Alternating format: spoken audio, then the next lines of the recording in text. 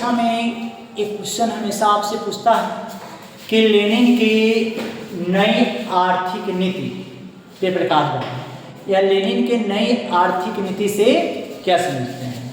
तो इसको थोड़ा समझेंगे कि लेनिन एक बहुत बड़ा सामाजिक शुभ चिंतक,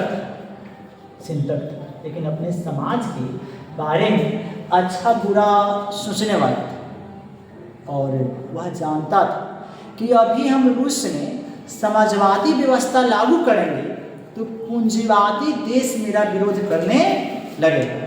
इसलिए लेनिन क्या किया, कार्ल मार्क्स के संग समझौता कर लिया। कार्ल मार्क्स का जो सिद्धांत था उसके संग समझौता किया और उन्होंने रूस के अर्थव्यवस्था को सुधारने के लिए 1921 में एक नीति लागू किया जिसे लेनिन की नई आर्थिक नीति कहा गया।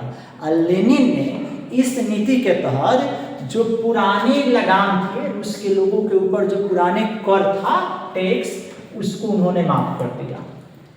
वहां पर ट्रेड यूनियन की सदस्यता थी, तो ट्रेड यूनियन की सदस्यता को समाप्त कर दिया। उसके बाद में किसानों को मुफ्त में बीज देने लगा, उर्वरक प्रदान करे, खाद वगैरह प्रदान करने लगा और नहर निकालने लगा, जिससे किसानों को काफ़ी अधिक सुविधा मिलने लगी। विदेश में पूंजी था, अपना देश का जो पूंजी था विदेश में, उसको क्या करने लगा, अपने देश में बुलाने का, अपने देश में मंगाने का कार्य करने लगा। किसान के साथ साथ वहाँ के नागरिकों को, कहने का अर्थ है, बीमा करना आरंभ कर दिया। अभी कहा कि 20 गो से कम, अगर 20 से कम अगर कोई व्यक्ति छोटा उद्योग चला रहा है जिसकी संख्या अगर 20 से कम है तो ओकरा ऊपर किसी प्रकार का टैक्स नहीं रहेगा।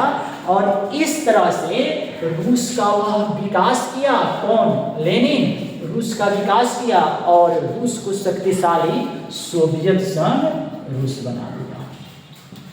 सोवियत संघ रूस बना दिया।